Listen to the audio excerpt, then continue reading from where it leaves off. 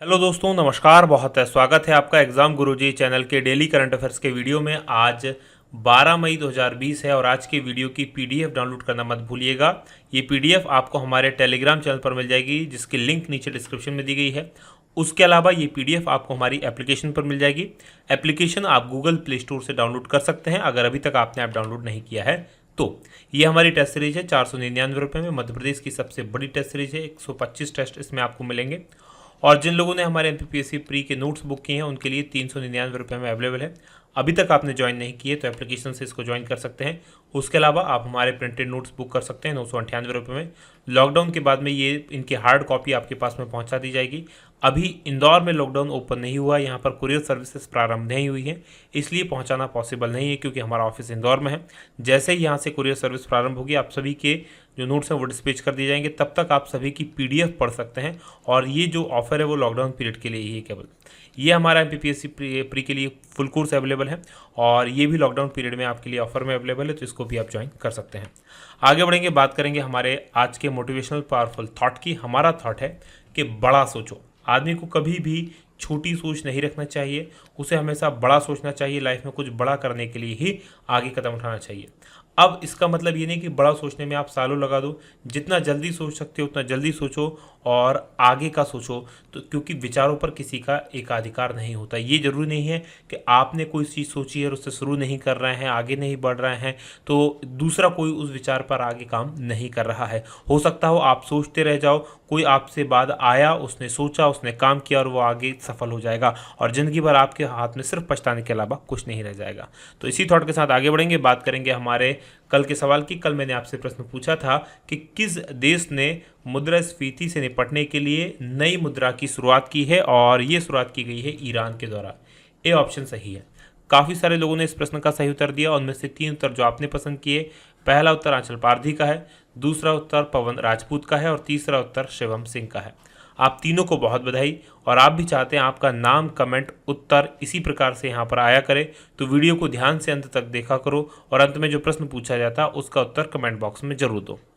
आगे बढ़ेंगे, बात करेंगे अब हम क्विक रिवीजन कल के पढ़े गए करंट अफेयर के प्रश्नों का। पहला प्रश्न है कि किस वैज्ञानिक संगठन ने उपकरणों, कागज, करेंसी आदि को संक्रमण मुक्त करने के लिए स्वचालित अल्ट्रावायलेट प्रणाली विकसित की है, और ये डीआरडीओ के द्वारा विकसित की गई है।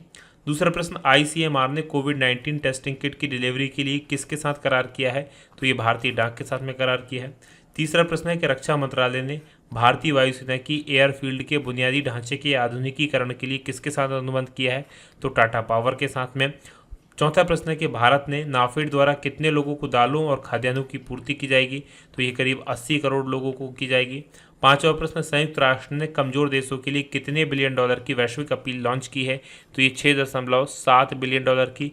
पहले इसमें राशि 2 बिलियन डॉलर थी। छठवां प्रश्न है कि किस राज्य में श्रम कानूनों से छूट वाले अध्यादेश को मंजूरी दी है, ये उत्तर प्रदेश ने दी है। और सातवां प्रश्न है कि किस राज्य सरकार ने प्रवासी राहत मित्र ऐप लॉन्च की है, इसको लॉन्च किया गया उत्तर प्रदेश के द्वारा। और आठवां प्रश्न है कि किस देश के क्रिकेटर शफीकुल्लाह पर 6 साल के लिए प्रतिबंध लगाया गया है, और ये अफगानिस्तान के क्रिकेटर हैं। ये थे हमारे कल के पढ़े गए करंट अफेयर के प्रश्नों का क्विक रिवीजन।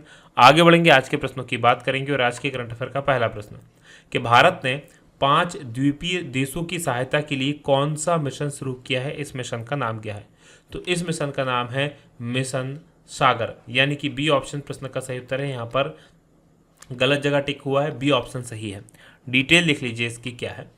तो भारत सरकार ने कोरोना वायरस महामारी के बीच में पूर्वी हिंद महासागर के क्षेत्र हैं, इन देशों को, जो हिंद महासागर में छोटे छोटे द्वीपीय देश हैं, इनको सहायता प्रदान करने के लिए 10 मई को मिशन सागर का शुभारंभ किया है।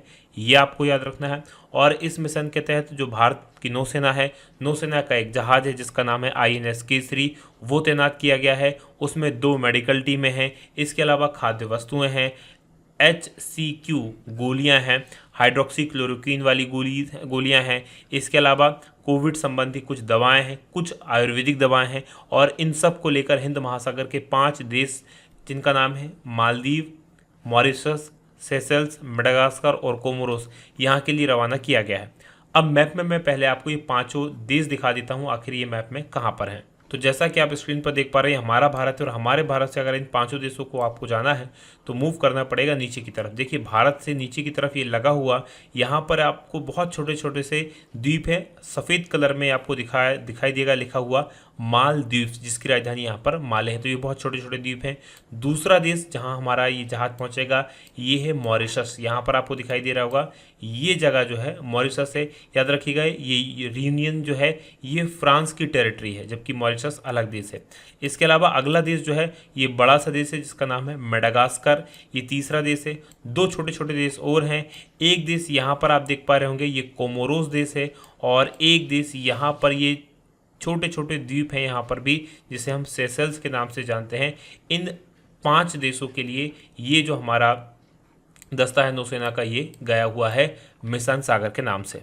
आगे बढ़ेंगे, बात करेंगे अगले प्रश्न की। अगला प्रश्न आपके सामने दूसरा है कि राष्ट्रीय प्रौद्योगिकी दिवस नेशनल टेक्नोलॉजी डे कब मनाया जाता है? तो ये दिन मनाया जाता है 11 मई को।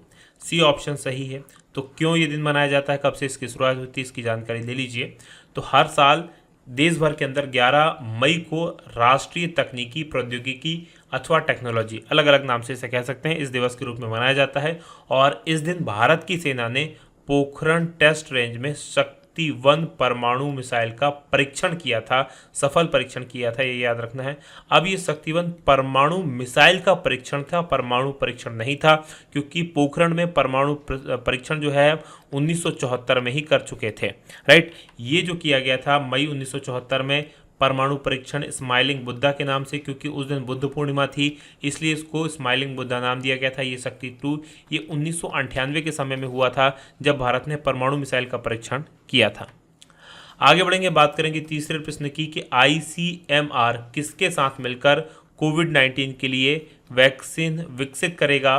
और इसके लिए ICMR यानी कि Indian council of medical research ने भारत बायोटेक की कंपनी है उसके साथ में करार किया है, यानी कि ए ऑप्शन प्रश्न का सही उत्तर है। डिटेल लिख लीजिए क्या है। तो जो भारतीय आयुर्विज्ञान अनुसंधान परिषद यानी कि ICMR ने कोविड-19 की वैक्सीन विकसित करने के लिए भारत बायोटेक के साथ समझौता किया है, और इसके लिए पुणे के अंदर जो एक संस्थान है जिसका नाम है national institute of virology NIV, इसमें आइसोलेटेड किए गए थे कोविड-19 के मरीज। उन मरीजों से वायरस स्ट्रेन, उनके जो रक्त है उससे वायरस स्ट्रेन का उपयोग करके इस वैक्सीन को विकसित किया जाएगा। तो ये जो है भारत बायोटेक और ICMR के बीच में इसके लिए करार हुआ है। वैक्सीन क्या होता है? वैक्सीन एक ऐसी दवाई होती है जो रोगजनक बीमारी जो होती है उस बीमारी का मुकाबला करने के लिए हमारी जो इम्यूनिटी सिस्टम होता है, हमारी जो प्रतिरक्षा प्रणाली होती है शरीर के अंदर, उसको प्रशिक्षित करती है, यानी उस वायरस के खिलाफ हमारे लिए क्या कर देती है, हमारे अंदर एंटीबॉडीज़ बनाने का काम करती हैं। आगे बढ़ेंगे, बात चौथे प्रश्न की होगी कि किसके द्वारा Covid Kavach Elijah test kit विकसित की गई है? और ये टेस्ट किट विकसित की गई है NIV पुणे के द्वारा, जिसकी चर्चा हमने अभी NIV की चर्चा की थी। डिटेल लिख लीजिए इसकी क्या है। तो भारतीय चिकित्सा अनुसंधान परिषद यानी ICMR, इसी की राष्ट्रीय विषाणु संस्थान है, NIV है पुणे में। इसने कोरोना वायरस संक्रमण कोविड-19 के एंटीबॉडी क्या होते हैं मैं आपको बता दूं। एंटीबॉडी हमारे शरीर के अंदर जब कोई वायरस जाता है या कोई रोग जाता है तो हमारा शरीर क्या करने लगता है, उससे लड़ने के लिए एंटीबॉडी बनाने का काम करता है। तो ये एंटीबॉडी होती है जो उस वायरस से लड़ने का काम करती है। तो इन एंटीबॉडीज़ का पता लगाने के लिए स्वदेशी IgE ELISA test kit Covid Kavach ELISA इस नाम से विकसित करने में सफलता हासिल की है, और इसके आधार पर एंटीबॉडी टेस्ट किट बनाने में सफलता मिलेगी। एंटीबॉडी टेस्ट किट बना पाएंगे ताकि इससे ये पता चल पाएगा किन किन लोगों को हो चुका है। याद रखना, एंटीबॉडी कब होता है? जब कोई रोग होता है उसके लगभग 10 दिन बाद ही एंटीबॉडी दिखाई देती हैं शरीर के अंदर। तो ये टेस्ट किट बनेगा, उससे ये पता चलेगा कि संक्रमण किस लेवल तक फैल गया था। याद रखना, ये पहले टेस्ट के लिए नहीं होता बल्कि बाद में होता है। किसी को बीमार हो जाने के बाद ये टेस्ट होता है। जब किसी व्यक्ति को कोरोना संक्रमण होता है तो हमारे शरीर की प्रतिरक्षा प्रणाली क्या करती है, उस विषाणु को मारती है, और इस मारते समय कुछ खास तरह के प्रोटीन, कुछ रक्षात्मक प्रोटीन हमारी कोशिकाएं बनाती हैं, और इन्हीं रक्षात्मक प्रोटीन को एंटीबॉडी कहा जाता है। आगे बढ़ेंगे, 5वें प्रश्न की बात करेंगे कि किस रोग के उन्मूलन की 40वीं वर्षगांठ पर विश्व स्वास्थ्य संगठन ने एक स्मारक डाक टिकट जारी किया है और ये डाक टिकट जारी किया गया है चिकन पॉक्स यानी कि चेचक के लिए। ए ऑप्शन प्रश्न का सही उत्तर है, स्मॉल पॉक्स इसको कहा जाता है। डिटेल लिख लीजिए इसकी क्या है। तो 8 मई 2020 को दुनिया भर में चेचक के उन्मूलन की 40वीं वर्षगांठ मनाई गई और इस अवसर पर जो विश्व स्वास्थ्य संगठन यानी कि WHO और संयुक्त राष्ट्र यानी UN ने एक डाक एजेंसी ने एक स्मारक डाक टिकट जारी किया है। इस प्रकार का ये स्मारक डाक टिकट है जो इसको जारी किया गया है। और 1980 में इसी दिन WHO ने 33वीं विश्व स्वास्थ्य सभा में चेचक के उन्मूलन की आधिकारिक घोषणा की थी। बात WHO की करें यानी विश्व स्वास्थ्य संगठन वर्ल्ड हेल्थ ऑर्गेनाइजेशन की करें तो इसकी स्थापना हुई थी 7 अप्रैल 1948 को, जिसका मुख्यालय जेनेवा स्विट्जरलैंड में है। आगे बढ़ेंगे, 6वें प्रश्न की बात करेंगे कि भारत सरकार ने किराना स्टोर्स पर सुरक्षा की दृष्टि से कौन सी पहल शुरू की है। तो इस पहल का नाम है सुरक्षा स्टोर पहल, यानी कि सी ऑप्शन प्रश्न का सही उत्तर है। डिटेल लिख लीजिए क्या है।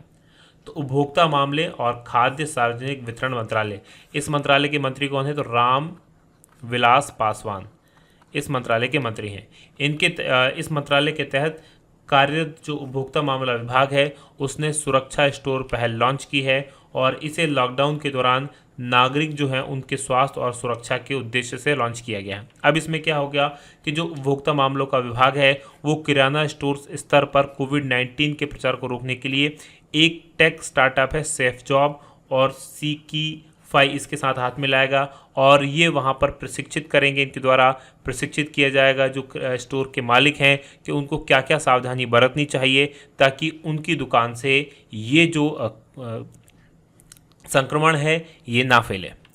आगे बढ़ेंगे, बात 7वें प्रश्न की होगी कि किस भारतीय खिलाड़ी ने पहली बार फेड कप हर्ट अवार्ड जीता है। तो ये फेड कप हर्ट अवार्ड इतिहास में पहली बार भारतीय खिलाड़ी सानिया मिर्जा ने जीता है, यानी कि ए ऑप्शन प्रश्न का सही उत्तर है।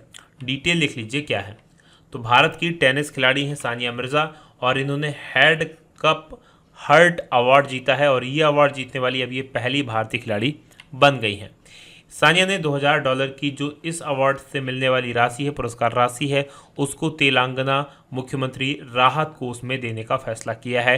तो ये भी आपको याद रखना है। और भारतीय टेनिस के इतिहास में ये अवार्ड पहली बार किसी भारतीय खिलाड़ी ने जीता है। 8वें प्रश्न की तरफ बढ़ते हैं। 8वां प्रश्न है कि फीबा बास्केटबॉल वर्ल्ड कप किस वर्ष आयोजित किया जाएगा। जिस प्रकार से फीफा जो होता है वो किसकी संस्था होती है, फुटबॉल की, बास्केटबॉल की जो संस्था है वो फीबा के नाम से जानी जाती है। और इस बार इसका जो वर्ल्ड कप आयोजित किया जाएगा वो 2023 में आयोजित किया जाएगा। पिछला जो आयोजित हुआ था वो 2019 में हुआ था। डिटेल लिख लीजिए क्या है। तो फीबा बास्केटबॉल वर्ल्ड कप 2023 इसका आयोजन 25 अगस्त से 10 सितंबर के बीच में किया जाएगा और इसके ग्रुप चरण के मुकाबले इंडोनेशिया, जापान और फिलीपींस में खेले जाएंगे, जबकि फाइनल जो है वो फिलीपींस की राजधानी मनीला में होगा।